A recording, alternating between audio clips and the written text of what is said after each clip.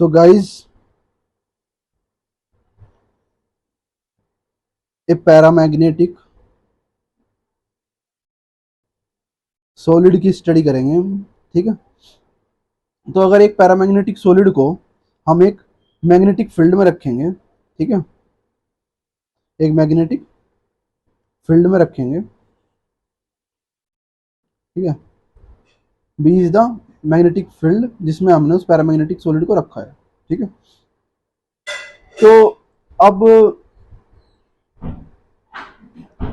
इसमें क्या होगा कि लेट सपोज उस पैरामैग्नेटिक सॉलिड में N number of identical atoms है। ठीक है।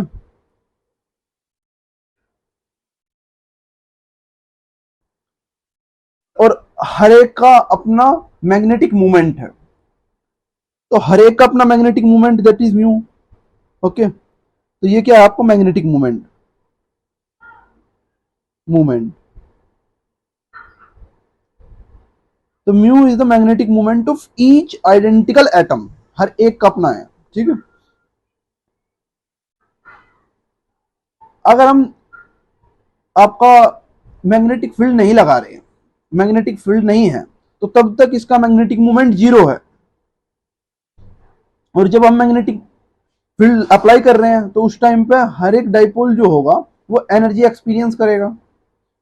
तो वो जो एनर्जी होगी उसे यू से रिप्रेजेंट करते हैं कई बुक्स में, कई बुक्स में ई से रिप्रेजेंट करते हैं। ठीक है। तो वो एनर्जी क्या होगी आपकी माइनस म्यू डॉट बी होगी।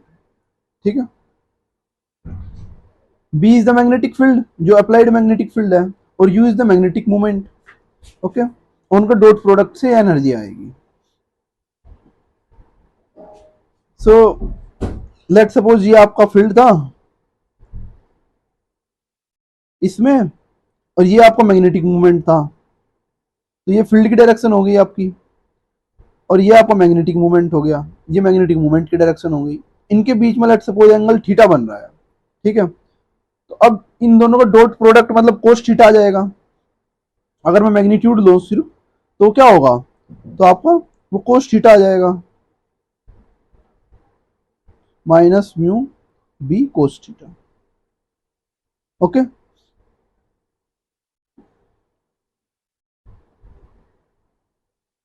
तो अब इसमें आपका डिफरेंट ओरिएंटेशंस पॉसिबल है। अगर हम क्वांटम मैकेनिक्स के अकॉर्डिंग देखें तो कुछ फिक्स ओरिएंटेशंस होंगे। अगर क्लासिकली देखें तो आपके सारे ओरिएंटेशंस पॉसिबल है, लेकिन क्वांटम मैकेनिकली देखें तो कुछ फिक्स ओरिएंटेशंस होंगे इसके स्पिन के अकॉर्डिंग। तो अगर डाइपोल का जो स्पिन है वो एस है लेट सपोज, तो जो total number of orientations possible है वो 2s+1 होंगे। ओके।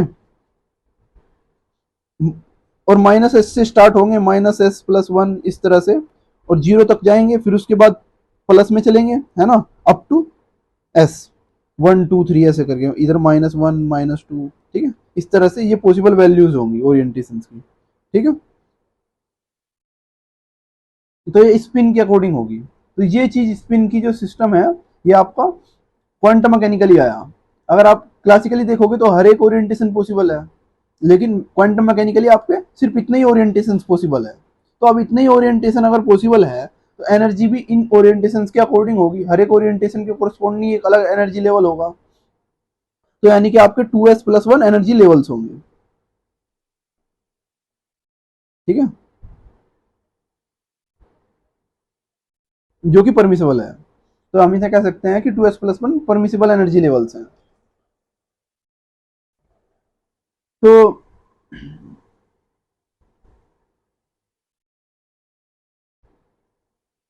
अब अगर हम ये जो कोस थीटा आपका है, cos theta is the angle, तो अगर मैं ये ओरिएंटेशंस आपके बनाऊं तो ये जो वैल्यूज हैं इन वैल्यूज के अकॉर्डिंग ओरिएंटेशंस होंगे। तो ये आपका लेट्स सपोज मैग्नेटिक फील्ड था, इसके अकॉर्डिंग ओरिएंटेशंस कितने होंगे, एक आपका स्पिन जीरो के लिए होगा, तो जीरो पे। ठीक।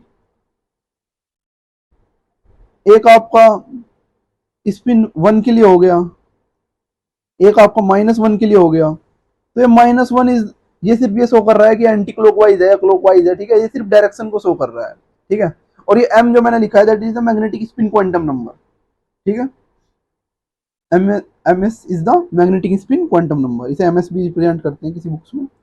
तो ms is the magnetic spin quantum number. तो ms की कितनी वैल्यूज पॉसिबल है, 2s प्लस 1 वैल्यूज, ठीक है। इस साइड भी आपकी ms की वैल्यूज जो है कितनी जाएगी, ms equals two plus s तक जाएंगी, और इस साइड भी आपकी ms की values ms equals to minus s तक जाएंगी, ठीक है। तो ये पॉसिबल वैल्यूज होंगी इनकी, और हर एक के कोरस्पॉन्डिंग एक एनर्जी लेवल होगा, ठीक है। तो ये टोटल आपके ओरिएंटेशंस होंगे, ओके। तो अब अगर हम देखें तो इस प्लेन को इन्होंने क्या किया है, आपका एस हिस्सों में डिवाइड किया है टोटली, है ना। इस प्लेन को क्या किया है, एस हिस्सों में डिवाइड किया है टोटली। तो यानी कि अगर हम इस एस का एक हिस्सा लेना चाहें, ठीक है, तो वो क्या होगा आपका,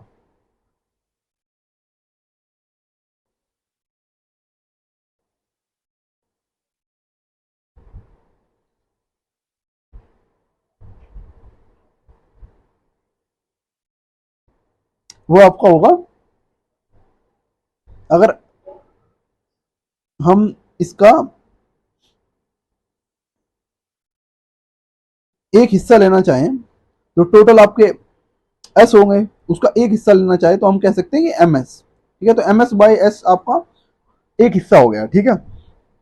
अब जो भी स्पिन होगा उसके अकॉर्डिंग होगा, ठीक है।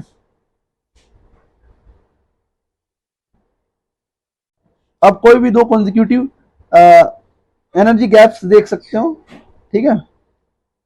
तो उसमें जो भी वैल्यू आएगी उनका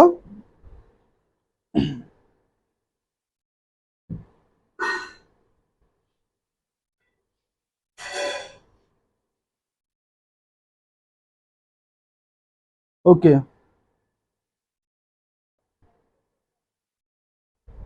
तो एक स्पिन एस के लिए अगर हम कोस थीटा की वैल्यू देखें तो ये वैल्यू जो आपकी शो कर रही है, this is showing cos theta, ठीक है। ये वैल्यू आपकी M S by S cos theta को शो कर रही है, ठीक है।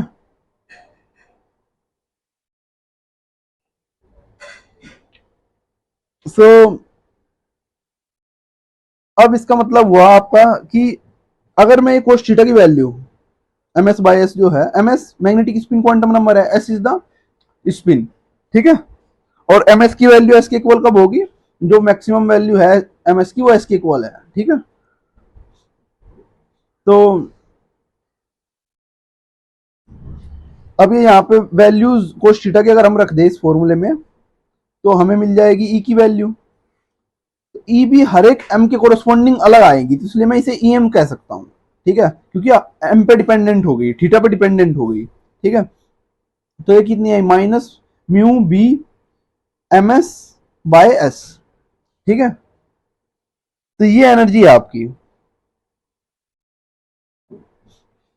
और अगर मैं लेट सपोज इससे एक पहले वाले का देखूं, ठीक है, यानी कि एनर्जी देखूं इससे पहले लेवल की, तो ई एम माइनस वन की देखूं, उस एम एस माइनस वन इससे पहले वाले लेवल की देखूं, तो वो क्या कितनी हो जाएगी आपकी, minus mu B M S, ठीक है, माइनस वन बाय एस, ठीक है। तो अगर मैं इनका डिफरेंस देखूं कि इन एनर्जी लेवल्स में कितना डिफरेंस है, दो कॉन्जिक्यूटिव एनर्जी लेवल्स में कितना डिफरेंस आ रहा है, ठीक है, तो मैं क्या करूंगा, मैं डिफरेंस करके देख लूंगा इन दो एनर्जी लेवल्स का। तो अगर मैं अगर मैं दो एनर्जी लेवल्स का डिफरेंस करूं तो मुझे क्या मिलेगा, ये आपका इसका मोड ले रहा हूं मैं ताकि मैग्नीट्यूड ले सकूं, तो क्योंकि मैं सिर्फ मैग्नीट्यूड के साथ डील कर रहा हूं, ओके। तो इसका जो मैग्नीट्यूड आएगा वो क्या करूं मैं, जो E M S minus one है उसमें से आपका जो एम एस इनके दोनों का प्रोडक्ट कर लूं, ब्रैकेट खोल लूं, तो ये आपका पॉजिटिव हो जाएगा और डिवाइड बाय एस, और ये वैल्यू मैं यहाँ पे रख दूंगा और ऊपर से ई एम की वैल्यू रख दूंगा और मोड लगा दूंगा। सो ई एम को क्योंकि माइनस कर रहे हैं और एक माइनस ई एम में है तो प्लस हो जाएगा, mu B by M S by S होगा। ओके, अब ये कैंसिल आउट हो जाएंगे और आपका म्यू बी बाय एस बचेगा। तो mu B by S is the difference between two consecutive energy levels, ठीक है, जो कि हमने मैग्नेटिक स्पिन नंबर के बेस पे डिफरेंशिएट किए हुए हैं, ठीक है, डिफरेंस किए हुए हैं, अलग अलग माने हुए हैं मतलब। ओके, सो नाउ ये आपका हो गया। आफ्टर दैट अगर हम म्यू, आपको पता है ये मैग्नेटिक मोमेंट है, B is the magnetic field and S is the spin. So ये आपका डिफरेंस आ गया। अब अगर हम बात करें, ये आपकी एनर्जी हो गई, इसे फर्स्ट इक्वेशन कंसिडर कर दे रहे हैं। अब इसे फर्स्ट इक्वेशन कंसिडर करने के बाद हम अदर थर्मोडायनेमिक पैरामीटर के बारे में बात करेंगे जिन्हें हम कैलकुलेट कर सकते हैं with help of this energy. And as you know, energy, क्योंकि हर एक इस क्वांटम मैग्नेटिक स्पिन के लिए, मैग्नेटिक क्वांटम नंबर के लिए डिफरेंट एनर्जीज है, तो म्यू को अगर मैं कंसिडर करूं तो म्यू की जो वैल्यू होगी, यानी कि मैग्नेटिक मोमेंट को मैं जी म्यू बी एस लिख सकता हूं। जी आपका लैंडेज फैक्टर है और म्यू बी आपका बोर मैग्नेटन है and S is the spin, ठीक है। तो म्यू बी जो है वो आपको उसकी वैल्यू क्या होती है, E H cut by M E, 2 M E. Okay, M E is the mass of electron, ठीक है। ये ई आपका सब्सक्रिप्ट में है एक्चुअल में, ठीक है, ये प्रोडक्ट में नहीं है। कभी आप इसे चार्ज ऑफ इलेक्ट्रॉन को प्रोडक्ट में समझ लो, ये एम ई है, M E is the mass of electron, ठीक है। मास ऑफ इलेक्ट्रॉन बहुत कम होता है बट होता तो है। और एच कट आपका रेड्यूस प्लैंक कांस्टेंट है एंड ई जो न्यूमरेटर में है that is the charge on electron. Okay, so अगर मैं इन सब की वैल्यूज पुट करूं तो मुझे म्यू भी मिल जाएगा, यानी कि बोर मैग्नेटन जो एक कांस्टेंट है उसकी वैल्यू मिल जाएगी। ओके, सो यहाँ पे मैं एम ई लिख दे रहा हूँ, ई को थोड़ा सब्सक्रिप्ट में लिख दे रहा हूँ ताकि आप समझ सको कि ये मास ऑफ इलेक्ट्रॉन है, ना कि एम इंटू ई है। ओके, तो ई की वैल्यू 1.6 इंटू 10⁻⁻19 होती है और एच कट की वैल्यू जो कि रेड्यूस प्लैंक कांस्टेंट है उसकी वैल्यू h बाय 2 पाई होती है और h is the Planck constant. Planck constant की वैल्यू 6.626 इंटू 10⁻⁻34 होती है। तो h कट यानी कि 2 पाई से जब हम उसे डिवाइड करेंगे h को, तो जो वैल्यू हमें मिलेगी तो वो h कट की वैल्यू होगी। तो अगर मैं इसे डिवाइड कर दूं तो मुझे क्या वैल्यू मिलेगी, और एम जो है वो मास ऑफ इलेक्ट्रॉन है, तो एच कट की वैल्यू आपकी क्या हो गई, एच कट की वैल्यू आपकी हो गई 6.626 को मैं 2 पाई से डिवाइड कर दूंगा, 2 पाई इंटू 2 पाई मतलब पाई की वैल्यू 3.14, उसकी 2 से प्रोडक्ट करूंगा तो 6.28, तो 6.626 को 6.28 से अगर मैं डिवाइड करूंगा तो आई विल गेट 1.054 इंटू 10⁻⁻34, ठीक है। और मास ऑफ इलेक्ट्रॉन आपको पता है दैट इज 9.1 इंटू 10⁻31। मास आपका केजी में होता है और ई इलेक्ट्रॉनिक चार्ज है वो कूलम में है और एच कट आपको प्लैंक कांस्टेंट है, रेड्यूस प्लैंक कांस्टेंट हो प्लैंक कांस्टेंट हो, दोनों की यूनिट सेम होती है आपकी, जो कि आपकी जूल सेकंड है, ठीक है। म्यू बी आपका बोर मैग्नेटन आया। अब वैल्यूज अगर मैं पुट कर दूंगा ये सारी तो म्यू बी की वैल्यू आपकी आएगी 9.24274 इंटू 10⁻⁻24 एम्पियर मीटर स्क्वायर, ठीक है। आप इसे एम्पियर मीटर स्क्वायर में भी लिख सकते हो या फिर जूल पर टेस्ला भी लिख सकते हो, ठीक है। इन दोनों में से एक यूनिट यूज कर सकते हो आप, ये दोनों यूनिट्स होती हैं इसकी, ऐसा नहीं आप दोनों यूज करोगे, एक कोई भी एक यूज कर सकते हो, ठीक है। ये बोर मैग्नेटन की यूनिट्स है, ठीक है। तो ये तो एम्पियर मीटर स्क्वायर यूज कर लो या फिर जूल पर टेस्ला यूज कर लो, कोई भी एक यूनिट आप यूज कर सकते हो, ठीक है। तो मैं इसे एक बार और लिख दे रहा हूँ दूसरी यूनिट के साथ, 9.274 इंटू 10⁻⁻24 जूल पर टेस्ला। ओके, ये म्यू बी की वैल्यू है आपकी। अब एस इसमें आपको पता है ये स्पिन है और म्यू बी आपको पता चल गया बोर मैग्नेटन है। अब बचा जी लैंडेज जी फैक्टर। तो लैंडेज जी फैक्टर जो है वो आपका वो कैसे कैलकुलेट किया जाएगा, उसका भी एक फॉर्मूला होता है दैट इज वो आपने न्यूक्लियर फिजिक्स में पढ़ा होगा। न्यूक्लियर फिजिक्स में इस फॉर्मूले का डेरिवेशन भी है, that is 3/2 plus S into S plus one minus L into L plus one divide by 2j into J plus one. Okay, so that is the formula for Landé G factor. Okay, तो इस फॉर्मूले का use करके आप Landé G factor की value calculate कर सकते हो। ओके, सो अब ये तीनों वेरिएबल्स जो इसमें रिक्वायर्ड थे या कुछ कांस्टेंट जो इसमें म्यू को कैलकुलेट करने के लिए, यानी आपका मैग्नेटिक मूवमेंट को कैलकुलेट करने के लिए जो रिक्वायर्ड थे वो सब लिख दिए। एस तो आपको पता ही है स्पिन है, और एल जो है आपका वो ऑर्बिटल क्वांटम नंबर है इसमें, और ये जो है आपका वो एंगुलर क्वांटम नंबर है। ये एंगुलर क्वांटम नंबर आपको पता ही है, एल प्लस एस करके आता है, इसकी वैल्यू एल प्लस एस से एल माइनस एस तक रहती है वैल्यूज इसकी, है ना। तो एल की वैल्यू तो है 0 to 1 2 3 4 till N minus one, ठीक है, एन से एक कम तक, एन आपका प्रिंसिपल क्वांटम नंबर होता है, ठीक है। और जे की वैल्यू आपको पता है S L minus sorry L plus S से लेके एल माइनस एस तक का वैल्यूज चलेगी, ठीक है। और एल की वैल्यू 3 मान लो, तो जे की वैल्यूज जो है, अगर एस की वैल्यू 0 हो तो जे की ये वैल्यूज आपकी पॉसिबल हो सकती है, ठीक है। L plus S minus S, sorry ये जे की वैल्यूज नहीं है, ये आपकी ये मैग्नेटिक स्पिन क्वांटम नंबर की वैल्यूज हो गई है, ठीक है, अकॉर्डिंग टू द स्पिन, है ना। तो ये एम एस की वैल्यूज हो गई, उसके बाद एन आपका 2 हो गया और एल आपका 0 1 हो गया, ठीक है, क्योंकि एल की वैल्यू तो एक कम तक ही होगी, है ना। और अगर तो स्पिन की वैल्यूज -3/2 माइनस ये 0, और ये इस तरह से नहीं होगी, इस तरह से होगी, बल्कि अगर मैं इसे रफ करूं और बताऊं ये आपकी कैसे होगी, ये होगी आपकी कि मैं कह सकता हूं ये 0 बीच में 0 वैल्यू आएगी, या फिर -½ या +½ इस तरह से -3/2 +3/2 इस तरह से इसकी वैल्यूज होगी, ठीक है।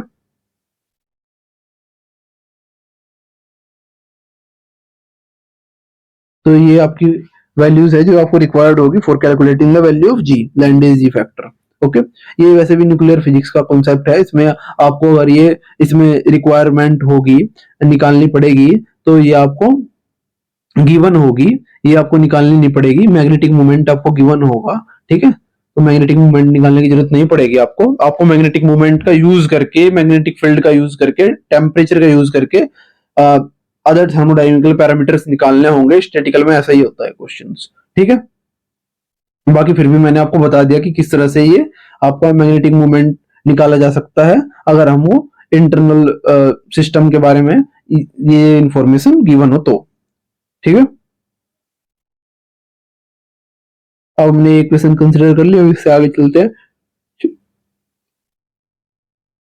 अब हम इससे जेड कैलकुलेट करेंगे। Z is nothing but the partition function, और पार्टीशन फंक्शन का फॉर्मूला आपको पता ही है, summation of exponential minus E is the E I, मतलब E I is the energy of that state by K T.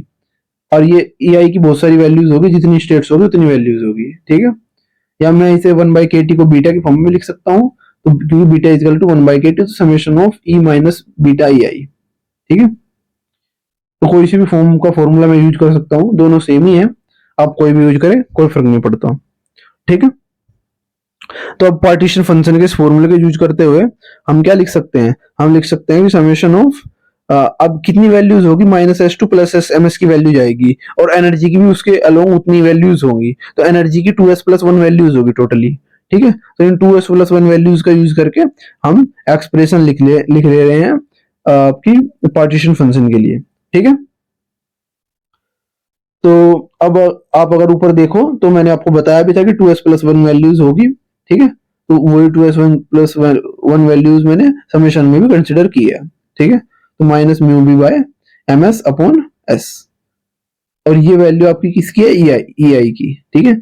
ई आई इतना ही था इनटू बीटा, और बीटा की वैल्यू 1/kT है, तो वो हम नेक्स्ट बार कंसिडर कर दे रहे हैं, नेक्स्ट इक्वेशन में लिख दे रहे हैं, ठीक है।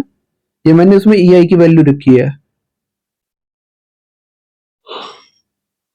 ई आई का हो या डिफरेंट स्टेट्स के अलोंग एनर्जी का हो, उसका जनरल फॉर्मूला लिखा है मैंने ऊपर से।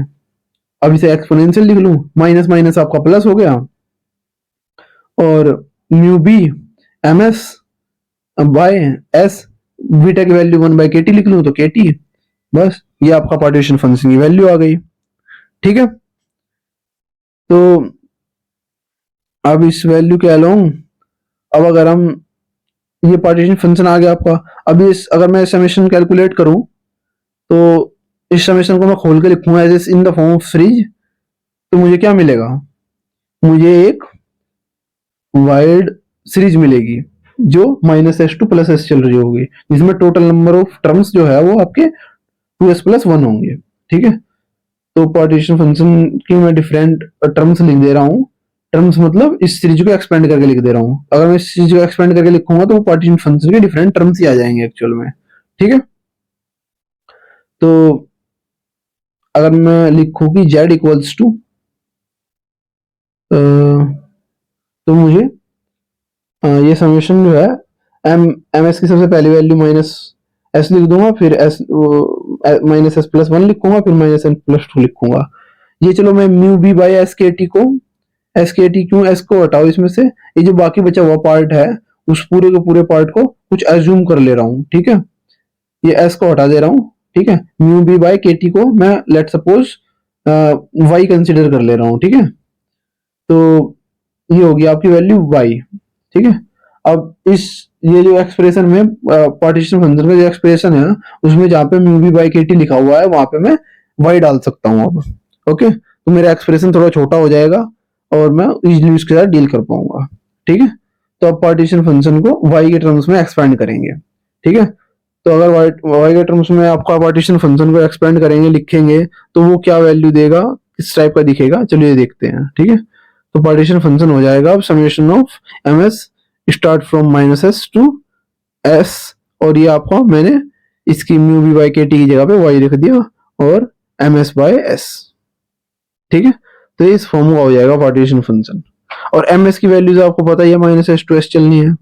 ठीक है, तो ms की डिफरेंट डिफरेंट वैल्यूज लिखते जाएंगे और z को कैलकुलेट कर लेंगे। ठीक है, तो चलो पहला टर्म लिखते हैं -y s बाय s।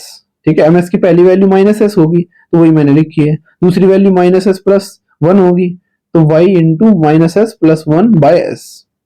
ठीक है, तो माइनस बाहर लग गया, माइनस बाहर नहीं लगना चाहिए क्योंकि माइनस बाहर लगेगा तो फिर वो s+1 कैसे आएगा। ठीक है, तो वो माइनस को अंदर ले रहा हूँ। ओके,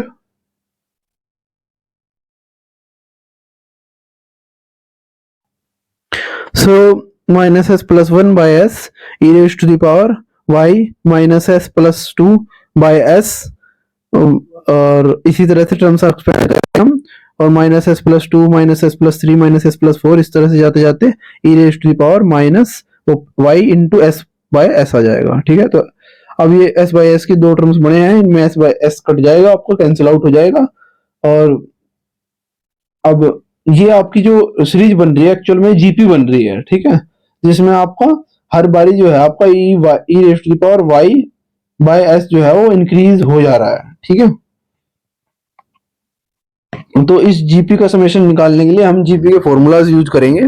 ठीक है, तो क्योंकि समेशन जो है उसका वो जेड की वैल्यू दे देगा, तो इसलिए हम जीपी के फॉर्मूले का यूज करने वाले हैं। तो अगर मैं लिखूं कि आपकी जेड जो है पार्टीशन फंक्शन को, ये इस जीपी का समेशन है, तो पहले जीपी के समेशन का फॉर्मूला देख ले रहे हैं, है ना, और उसके बाद हम नेक्स्ट वैल्यूज के साथ डील करेंगे। तो जीपी के समेशन में ए आएगा, A is the first term, तो फर्स्ट टर्म क्या है, E raise to the power -y। ठीक है, और उसके अलावा क्या चाहिए, कॉमन रेशो चाहिए। ठीक है, कॉमन रेशो क्या है, चलो पहले जीपी के समेशन का फॉर्मूला लिख ले रहे हैं, ए into Rn-1 upon R-1 sorry. ठीक है, R is the common ratio, N is the number of term और A is the first term. Okay, A हमने लिख लिया वैल्यू, A फर्स्ट टर्म पहला उठा के टर्म जो समेशन से वो यहाँ पे लिख लिया। आफ्टर दैट N की वैल्यू पता होनी चाहिए, नहीं टोटल नंबर ऑफ टर्म्स पता होने चाहिए। टोटल नंबर ऑफ टर्म्स जो है आपके वो क्या है, N है। N मतलब कितने, इसमें पहले माइनस की साइड एस जाएगा, प्लस फिर प्लस की साइड एस जाएगा, और एक जीरो वाला आया, तो यानी कि 2s+1 है टोटल टर्म। और कॉमन रेशो देखे तो वो वाई बाई एस है, हर बारी वाई बाई एस बढ़ जा रहा है सीरीज में, ठीक है, हर बारी इसी नंबर का प्रोडक्ट हो रहा है। तो कॉमन और टोटल नंबर ऑफ टर्म आपके कितने थे, 2s+1। तो वो भी आप रख दो, वो आप ऊपर भी देख सकते हो, मैंने बताया था कि 2s+1 किस तरह से होंगे, ठीक है। तो वही चीज हम यहाँ से भी यूज कर रहे हैं, और उसे यूज करते हुए हम वैल्यूज कैलकुलेट कर रहे हैं। ओके, सो मैं आपको दिखा भी दे रहा हूँ, मैंने ऊपर भी बताया था कि 2s+1 टर्म्स है, वो देख लो, 2s+1 एनर्जी लेवल्स लिखा हुआ है मैंने पहले से ही, ठीक है। और ये कौन कौन से टर्म है, -s, -s+1, -s+2, -s+3, इस तरह से चलते चलते आपके 0 से +s तक की साइड पहुंचेंगे, ठीक है। तो ये डिफरेंट लेवल्स हैं, इन्हीं के कारण आपको पार्टीशन फंक्शन उस टाइप का बना हुआ है, ठीक है। तो चलिए चलते हैं अपने जो हम देख रहे थे उस पे, अपने काम के काम पे आते हैं, ठीक है।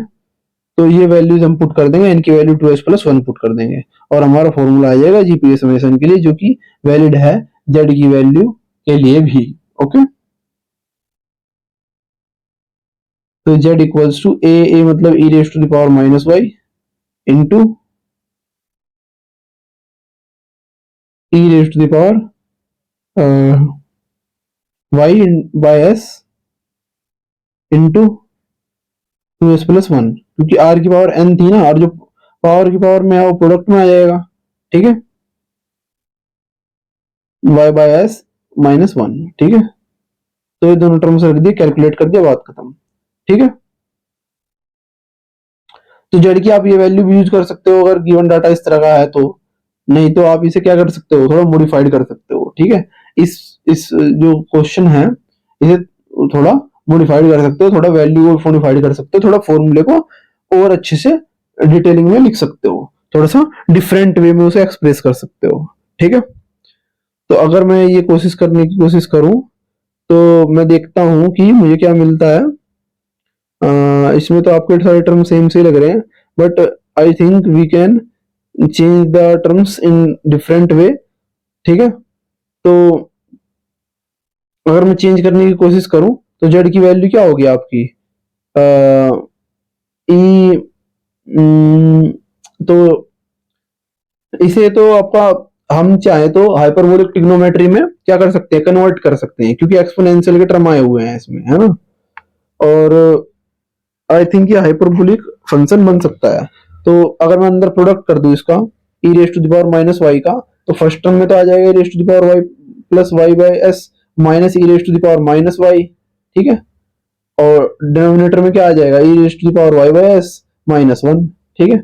अब अगर मैं आपका, आप ध्यान से देखो, तो अगर मैं न्यूमरेटर और डिनोमिनेटर को एक्सपोनेंशियल की एक कॉमन पावर से डिवाइड कर दूं, तो उससे क्या होगा, ना न्यूमरेटर पे फर्क पड़ेगा ना डिनोमिनेटर पे फर्क पड़ेगा, मतलब फंक्शन की वैल्यू पे कोई फर्क नहीं पड़ेगा, न्यूमरेटर डिनोमिनेटर पे तो फर्क पड़ेगा, लेकिन जो ओवरऑल फंक्शन आएगा, जो इनका डिवीजन आएगा, उस पर कोई फर्क नहीं पड़ेगा, फ्रैक्शन पे कोई डिफरेंस नहीं पड़ने वाला, ठीक है, क्योंकि हम ऊपर और नीचे सेम ही वैल्यू से मल्टीप्लाई डिवाइड करने वाले हैं, तो उससे कोई फर्क नहीं पड़ने वाला, ठीक है। तो लेट सपोज वो वैल्यू कौन सी होनी चाहिए जिससे हम ऊपर और नीचे डिवाइड करें, ताकि ये हाइपरबोलिक ट्रिग्नोमेट्री की फॉर्म का बन जाए, ठीक है। तो उसके लिए हम क्या कर रहे हैं, ऑन डिवाइडिंग, डिवाइड करें बाय, नहीं नहीं नहीं नहीं, तो ये नहीं आना चाहिए, तो आई थिंक, तो on dividing the numerator and the denominator, ठीक है, डिनोमिनेटर और न्यूमरेटर दोनों को डिवाइड करेंगे, E raise to the power exponential की एक ऐसी पावर से डिवाइड करना पड़ेगा जो ये दोनों के दोनों आपके हाइपरबोलिक फंक्शंस बन जाए, ठीक है, जेड मतलब एटलीस्ट हाइपरबोलिक फंक्शन बन जाए, ठीक है। तो डिनोमिनेटर को आपका E raise to the power -y/2s से प्रोडक्ट करेंगे, या फिर आप कह सकते हो कि E raise to the power y/2s से डिवाइड करेंगे, ठीक है। अगर E raise to the power -y/2s है तो प्रोडक्ट करेंगे, और E raise to the power y/2s है तो डिवाइड करेंगे, क्योंकि दोनों का मतलब एक ही है, ठीक है। अब जेड की वैल्यू अगर मैं ये फॉर्मूला यूज करके चलूं, तो यहाँ पे आ जाएगा y/,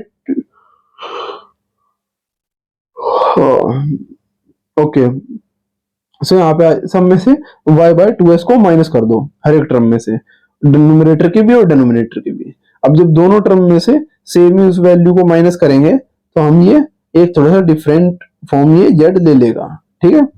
और उसी डिफरेंट फॉर्म को हम कैलकुलेट करने की कोशिश कर रहे हैं। ओके, सो अब इसे उस फॉर्म में कैलकुलेट करेंगे। सो अब अगर मैं ये कैलकुलेशन रन कर दूं तो अब एक्सपोनेंशियल की पावर जो बचेगी वो अगर मैं लिख लूं, E raise to the power Y minus Y by 2s minus E raise to the power, ये माइनस इसमें कॉमन ले सकते हैं आई थिंक, माइनस कॉमन अगर मैं ले लूं तो क्या होगा, दोनों टर्म पॉजिटिव हो जाएंगे, माइनस वाई प्लस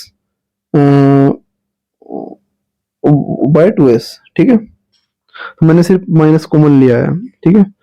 और डिनोमिनेटर में भी ऐसे ही आपका हम सब्ट्रैक्शन कर लेंगे और सब्ट्रैक्शन से वैल्यूज आ जाएगी आपकी। ई रेस टू द पावर इसमें भी आपका y बाय 2s हो जाएगा,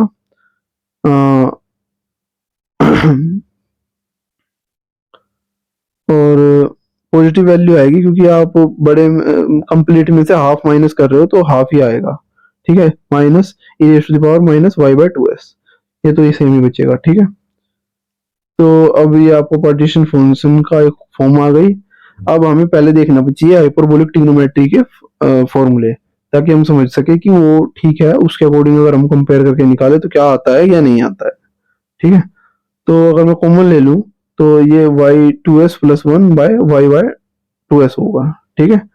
ये कॉमन लेके मैं क्या कर रहा हूँ, जैसे डिनोमिनेटर में फंक्शन है उस टाइप का फंक्शन बनाने की कोशिश कर रहा हूँ कि कुछ प्रोडक्ट मल्टीप्लाई डिवाइड हो और ये वैसे बन जाए 2s plus 1 Y by 2s, ठीक है। तो ये आपको न्यूमरेटर आ गया। अब न्यूमरेटर में आपको क्या है, exponential y by 2s minus exponential y by 2l, ठीक है।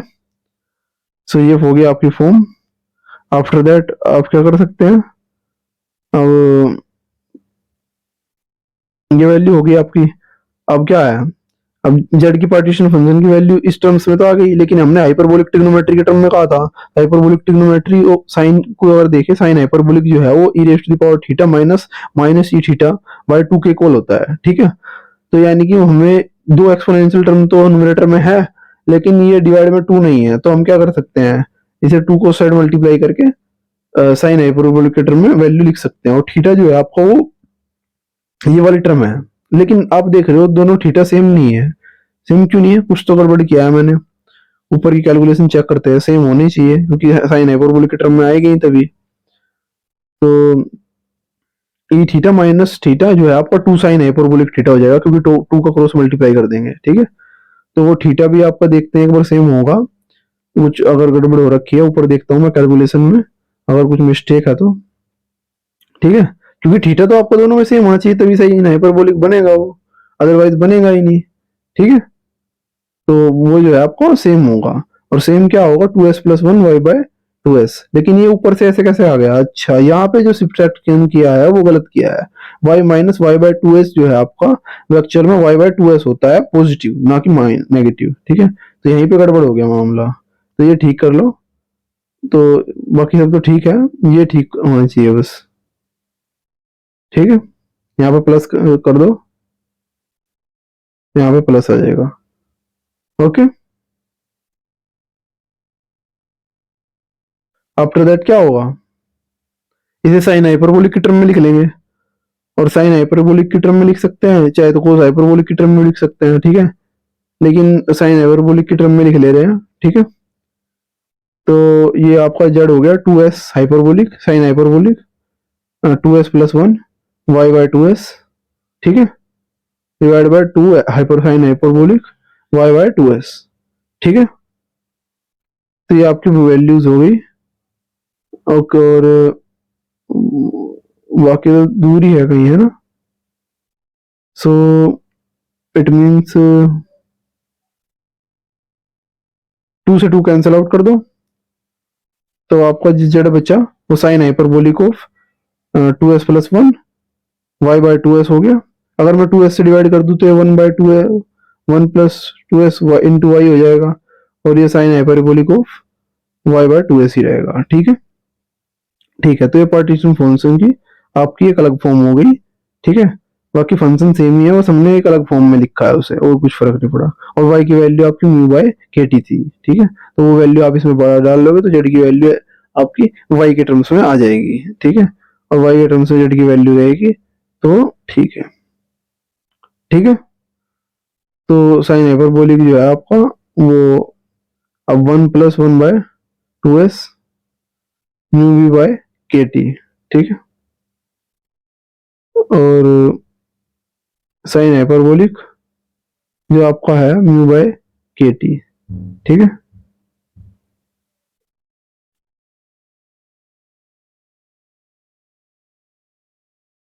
तो दिस इज द डन। तो this is about partition function, ठीक है। पार्टीशन फंक्शन तो आपका खत्म हो गया। अब नेक्स्ट जो है आपका